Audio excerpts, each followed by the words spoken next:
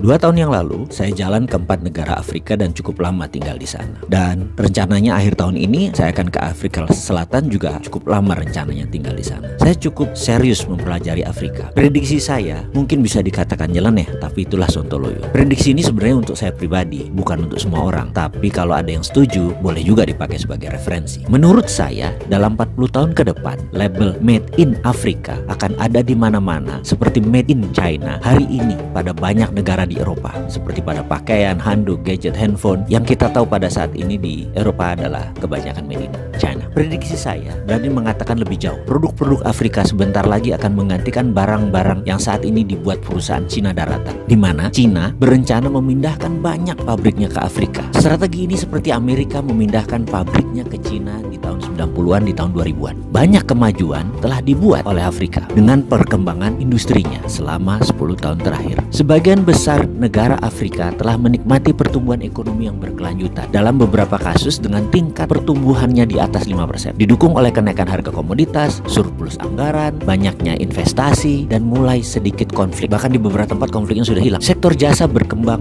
di seluruh benua Afrika. Sementara boomingnya telekomunikasi didorong juga oleh penggunaan ponsel. Penetrasi internet sangat berperan untuk majunya Afrika, terutama yang paling utama adalah sektor layanan keuangan, sangat dinamis. Benar ada fakta bahwa 28 negara termiskin di dunia berada di Afrika. Setengah dari penduduknya hidup dalam kemiskinan tanpa akses hak asasi manusia dasar seperti makanan, air bersih, dan perumahan. Sementara 2 dari 5 orang di Afrika masih buta huruf. Pertumbuhan ekonomi produk domestik bruto per kapitanya hanya 1.770, sekitar seperempat dari negara Asia. Transformasi berkelanjutan membutuhkan pendekatan baru yang radikal. Itulah idenya Cina membangun Afrika. Tentunya untuk kepentingan Cina. Sudah ada 23 negara yang diikat dengan One Belt One Road-nya China. Mengapa Cina membangun Afrika? Cina meniru persis apa cara Amerika menyedot aset nasional Cina, yaitu tenaga kerja terampil di tahun 90-an. Namun strategi Cina di Afrika lebih sakti lagi, karena strategi pendanaan obornya bisa mengikat sebuah negara dalam jangka panjang. Amerika kala itu lupa mengikat, jadi lepaslah Cina. Dan Cina tidak akan lakukan itu di Afrika. Cina akan lebih dalam memegang Afrika. Bagaimana cara Cina membangun Afrika?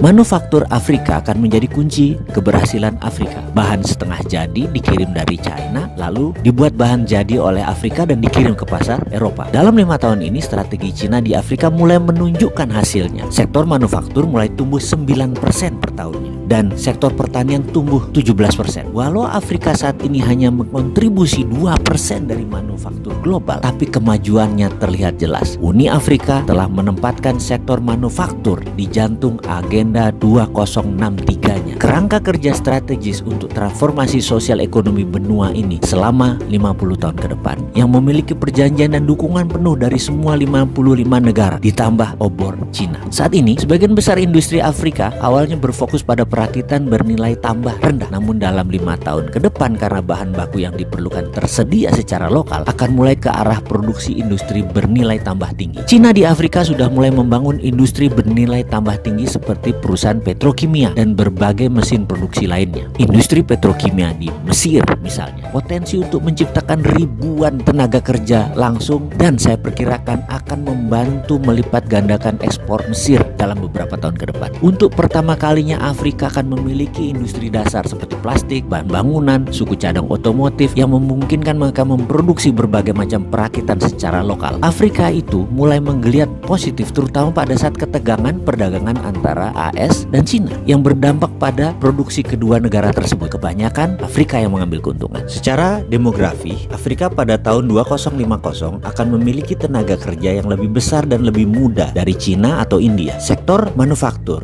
dikembangkan Made in Afrika akan mencapai Eropa lebih cepat karena terjauh jaraknya hanya 10 hari dari Eropa melalui laut. Jika diproduksi di Cina, akan memakan waktu perjalanan lebih dari 40 hari untuk barang tiba. Cina dirugikan sejak awal karena jarak. Karena itu Cina serius membangun Afrika untuk berdagang. Kalau Indonesia, kemana grand plan-nya? Maaf nih ya, menanya.